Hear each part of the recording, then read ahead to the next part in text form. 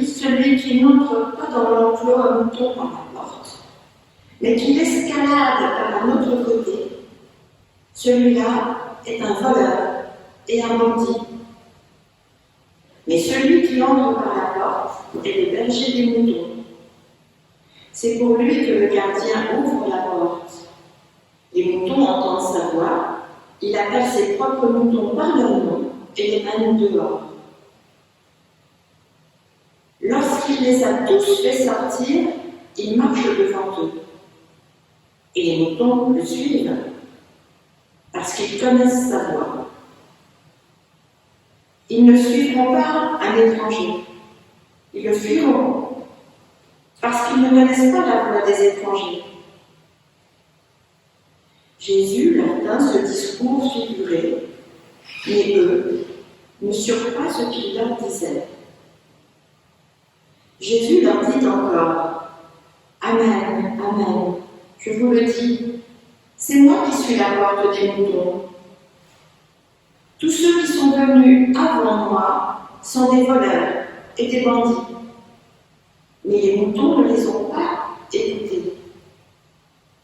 C'est moi qui suis la porte. Si quelqu'un entre par moi, il sera sauvé. Il entrera et sortira et trouvera des pâturages. Le voleur ne vient que pour voler, abattre et détruire. Moi, je suis venu pour qu'ils aient la vie et l'aient en abondance. Je suis la porte de l'enclos des moutons. Je suis la porte. Nous ne sommes pas habitués à cette image du Christ, qui est d'ailleurs peu représentée. Nous avons plutôt en tête le bon berger qui vient juste après. Nous avons aussi le pain de vie, la vie, le chemin, la vérité, la vie. Mais la porte reste moins dans les esprits. Et pourtant, je trouve qu'elle nous offre un imaginaire, elle nous ouvre un imaginaire, elle nous ouvre des sens qui sont très féconds. Porte de l'enclos des moutons. Alors on pense d'abord peut-être à une barrière ou alors à la porte d'une bergerie. On se dit que cette porte, elle doit être ouverte ou fermée, comme nous dirait Musset. Et dans ce texte, nous n'avons pas l'impression justement qu'elle est ouverte ou fermée. Nous pouvons avoir aussi l'idée d'une porte plus énigmatique, avec quelque chose de caché derrière, quelque chose qu'on regarderait par le trou de la serrure. On peut penser aussi à certains contes ou récits mythologiques, de passer par la bonne porte, choisir la bonne porte. Il y a toujours des parcours initiatiques où à la fin il faut choisir, trouver une clé, ou alors il faut passer par la bonne porte pour accéder au Saint Graal, ou arriver face au maître, ou à la reine, au roi, etc. Ici, c'est tout le contraire. On entre, on sort comme dans un moulin, si on pourrait dire, si on pouvait dire, comme pour rester dans la métaphore bucolique. Nous pouvons faire des allées et venues. Et donc, cette porte est une ouverture. Alors, regardons un peu du côté de l'archéologie et de l'Antiquité, comment étaient construites les bergeries, les enclos à moutons, comment ils étaient construits. Et bien, c'était des enclos qui étaient faits en forme circulaire, avec un mur de pierre qui était à hauteur à peu près de 1 mètre à 1 mètre 20, pour éviter en gros que les animaux sauvages viennent manger les moutons. Mais du coup, il n'y avait pas de porte, c'était 2 murs qui se joignaient comme ça, en fait, et donc il y avait un tout petit passage qui était entre les 2 murs de pierre, par lequel les moutons pouvaient passer les 1 à 1, en fait. Et donc le berger se mettait dans ce passage pour protéger les animaux la nuit des malfaiteurs ou des animaux sauvages. Donc voilà la façon dont nous pouvons représenter cette porte, la porte dont parle Jésus ici. Et donc Jésus se tient seul entre l'enclos et le monde, où il protège ses brebis, bien serrées, protégées contre le froid, et les prédateurs. Et sans vouloir enfoncer des portes ouvertes, je voudrais dire que cette porte est donc une ouverture, un passage. Quand Jésus dit « je suis la porte », c'est en ce sens de passage qu'il faut l'entendre, mais aussi d'ouverture. Et au verset 9, il dira, je suis la porte. Si quelqu'un entre par moi, il sera sauvé. Il entrera et sortira et trouvera des pâturages. Les pâturages qui font écho au psaume 23 que nous avons lu au début dans la louange. Alors dans ce texte, il s'adresse aux pharisiens. Et c'est juste après l'épisode de la guérison de l'aveugle de naissance, où les pharisiens interrogent cet aveugle sur cette guérison. Ils le questionnent. L'aveugle qui voit et qui croit. Mais eux refusent de voir et d'entendre. Et Jésus, juste à la fin de ce chapitre 9, qui est évidemment l'extrait qu'on a lu, il dit aux pharisiens, je suis venu pour un jugement, pour que ceux qui voient deviennent aveugles, et pour ceux qui ne voient pas, voient. Et c'est-à-dire qu'en suivant son expérience, en suivant sa lecture de la loi, nous avons la capacité, nous avons une nouvelle vision, nous avons la capacité aussi de voir et de comprendre autrement, de connaître. Il offre ainsi à nous une nouvelle lecture de la loi. Il nous offre un passage entre la loi et notre vie. Un passage qu'on peut nommer l'évangile et qui est bonne nouvelle pour notre vie. Alors, dans quelle mesure, comment pouvons-nous l'interroger? C'est ce que nous avons déplié au fil de la prédication.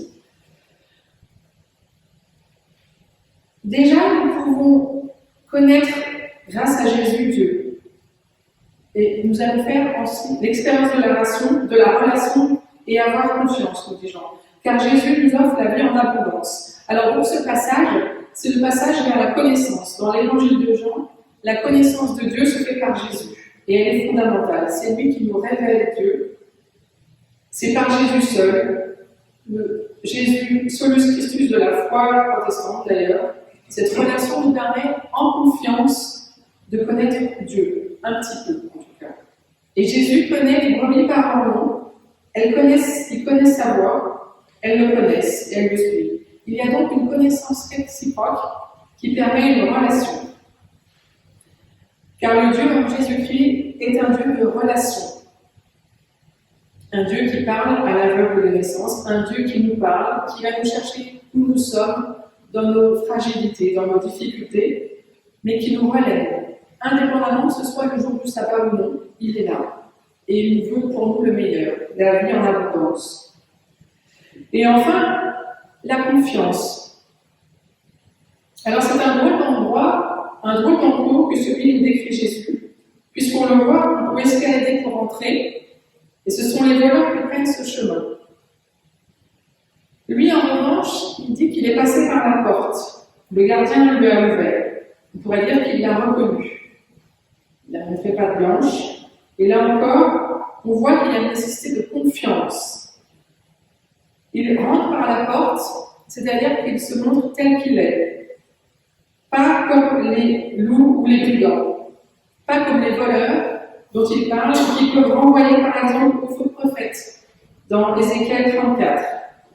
Dans Ézéchiel 34, nous avons Dieu qui dit par la voix de ce prophète, il s'en prend aux bergers d'Israël, aux prêtres, quel malheur pour les bergers d'Israël, qu'ils se repaissent d'eux-mêmes. Vous mangez la graisse, vous êtes vêtus avec la laine, vous avez sacrifié les bêtes grasses.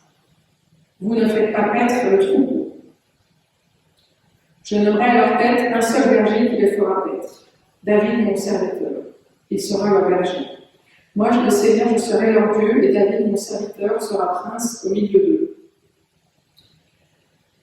Ces prophètes, ces pasteurs, ces bergers n'ont d'autre but que leur propre jouissance, leur propre pouvoir.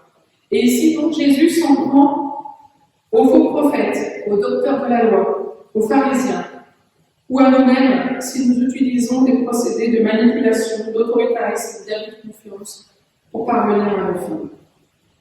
Le voleur ne vient que pour voler, abattre ou détruire des biens matériels, mais aussi des personnes, des consciences. Et ici, rien de tout cela avec Jésus.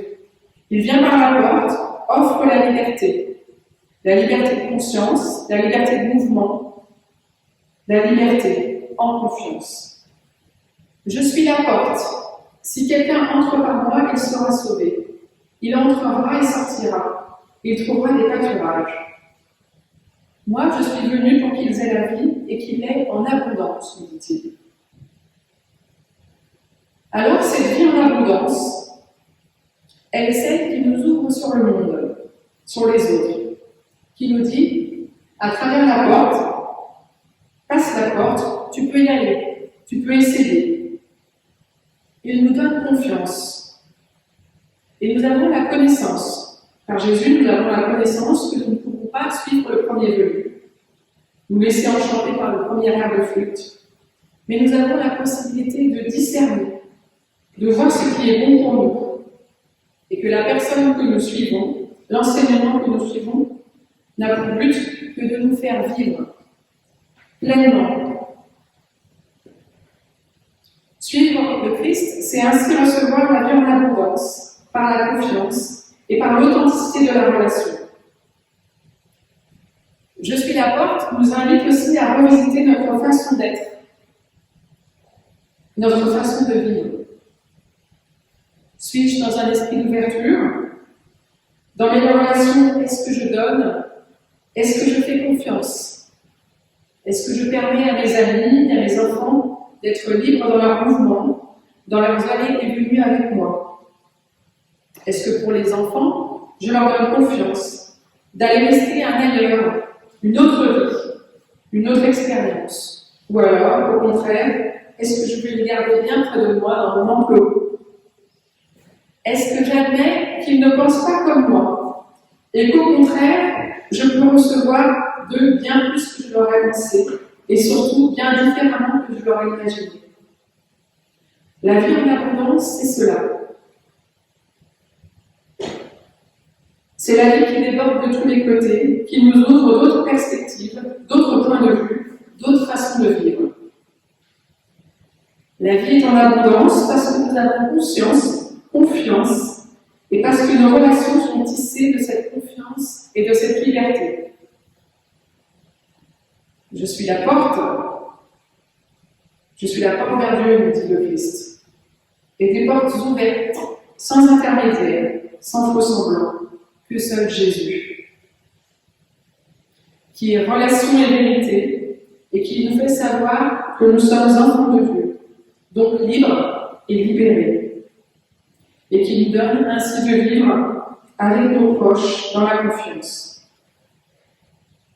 Ainsi, passer par la porte, être la porte, c'est être dans le cadre d'une relation simple, simplifiée, où je sais que je vais être accueillie comme je suis, tel que je suis, avec mes spécificités, avec mon identité, avec mes questions, mes doutes, avec mes joies et mes peurs.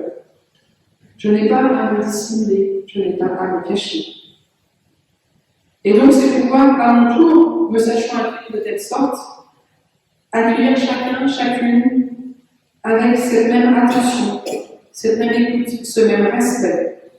Un accueil qui offre la liberté.